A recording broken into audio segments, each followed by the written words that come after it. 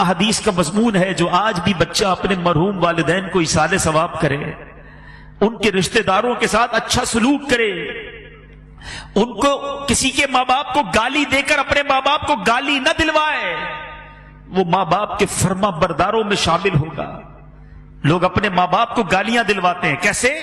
صحابہ نے کہا حضور اپنے ماں باپ کو کون گالی دے سکتا ہے؟ اللہ کے حبیب نے فرمایا دوسرے کے ماں باپ کو گالی دیتے ہیں لوگ، پھر ان کے ماں باپ کو گالی دیتے ہیں۔ گالیاں دینے والوں ماں بہن کی گالیاں دیتے ہو، زبان لٹک نہیں جاتی؟ اس لیے دی اللہ نے زبان، اور پھر سامنے سے کیا ہوتا ہے؟ تمہاری ماں، تمہاری بہنوں، تمہارے والد کو گالیاں پڑتی ہیں، اچھا لگتا ہے؟ ارے ایسے کام کرو کہ لوگ کہیں ایسی اولاد ہے تو ماں باپ کیسے ہوں گے؟ اتنا پیارا بیٹا، ایسی پیاری اولاد، ان کے ماں باپ کو اللہ جنت نصیب کرے۔ ایسے کام کرو نا کہ ماں باپ کو قبر میں بھی رحمتیں اور دعائیں ملیں۔ اگر آج کوئی چاہتا ہے کہ اپنے ماں باپ کی روح کو خوش کر لے، خوب ایصال ثواب کرے، نفل نماز پڑھے تو ماں باپ کے نام پر ثواب بھیج دے، ذکر و اذکار کرے۔ ماں باپ کی بارگاہ میں نامہ اعمال پیش ہوتے ہیں، یاد رکھنا گناہ نہ کیا کرو۔ ہمارے گناہ جب ماں باپ کے پاس جاتے ہیں تو ماں باپ غمگین ہو جاتے ہیں۔ خوش نصیب ہے وہ ماں باپ جن کی اولاد نمازی ہے، عبادت گزار ہے، دین کا کام کرنے والے، صدقہ خیرات کرنے والے ہیں۔ جب ان کے پاس بچوں کے اعمال جاتے ہیں تو قبر میں خوش ہو جاتے ہیں۔ ابھی بھی دکھ پہنچاتے ہیں ماں باپ کو۔ سوچے وہ بچے جو آج فلمیں، ڈرامے، گانے، باجے، شراب، جوا، حرام، بدکاریاں، بے حیائیاں، نامحرم لڑکوں کی دوستیاں، یہ ساری چیزیں ماں باپ کو جب قبر میں پہنچیں گی، زندگی میں بھی خدمت نہ کی اور مرنے کے بعد قبر میں بھی دکھی کیا۔ ارے انہیں راضی کرنا ہے تو ایسا کرو کہ روز ثواب پہنچے۔ میں مشورہ دیتا ہوں اللہ کی رحمت سے، جو بھی کہہ رہا ہوں یہ تحدیث نعمت اور جو بھی ہے یہ اپنی والدین ہی کی تربیت اور امیر اہل سنت کی تربیت کا صدقہ ہے۔ ہمارے پاس تو جو بھی ہے والدین کا ہے نا، یہ بھی ایک بات یاد رکھنا، جن کے ماں باپ حیات ہیں اور چلے جائیں، دونوں صورتوں میں ایک بات یاد رکھنا کہ آپ کے پاس اور میرے پاس جو کچھ ہے، پیسہ ہے، عزت ہے، شہرت ہے، مقام ہے، واٹ ایور، یہ سب کچھ ماں باپ کا ہے۔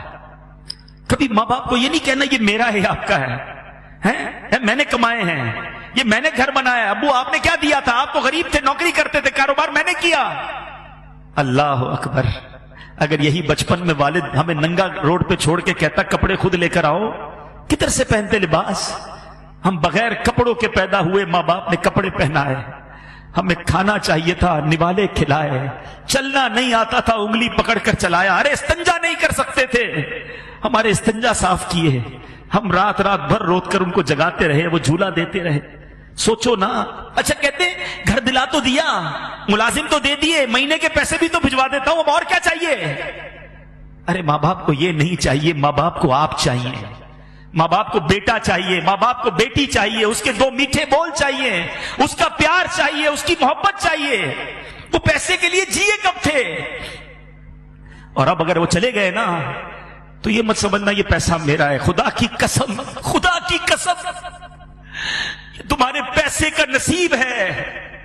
اگر تمہارا پیسہ ماں باپ کے لیے کسی جگہ استعمال ہو جائے، ماں باپ پر خرچ ہو جائے اور زندگی میں خرچ ہو جائے، تو خوش نصیب ہے وہ بچہ کہ کبھی ماں باپ کو کچھ لا کر کھلائے، کبھی ماں باپ کو کچھ اچھا پہنائے، کبھی ماں باپ کو کوئی تحفہ دے۔ اس سے زیادہ خوش نصیب کوئی نہیں ہے۔ ساری زندگی جنہوں نے مجھے پہنایا، جنہوں نے کھلایا، آج اللہ نے موقع دیا کہ میں ان کو کچھ پیش کر سکوں، اور اگر اس وقت نہ کر سکے، اللہ نے بعد میں مال دے دیا ہے، اللہ نے بعد میں نواز دیا ہے نا، تو آج کر لو نا، بھیجو نا ثواب انہیں، صدقہ کر کے، خیرات کر کے۔ مشورہ دیتا ہوں ماں باپ کے نام کی مسجد بناؤ، اللہ نے دیا ہے نا، اللہ بڑا کریم ہے، صرف ماں باپ کو ثواب نہیں ملے گا۔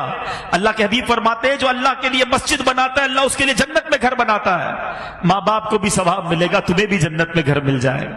اور ہم نکمے روز ثواب نہیں پہنچائیں گے، مسجد والے روز ثواب پہنچائیں گے۔ مجھے جب بھی فیضان جیلان دیکھتا ہوں، اس مسجد میں جب بھی آتا ہوں، مجھے سکون ہوتا ہے کہ انشاءاللہ یہاں ہونے والی ہر نماز میں میرے والد کو ثواب ملتا ہو، یہاں ہونے والے ہر اجتماع میں میرے والد کو، مجھے بڑی امید ہے، مجھے یاد ہے وہ سارے دن کہ اس مسجد میں کتنے نمازی تھے اور کس طرح ابو آتے تھے، کس طرح ہماری ہمتیں بڑھاتے تھے۔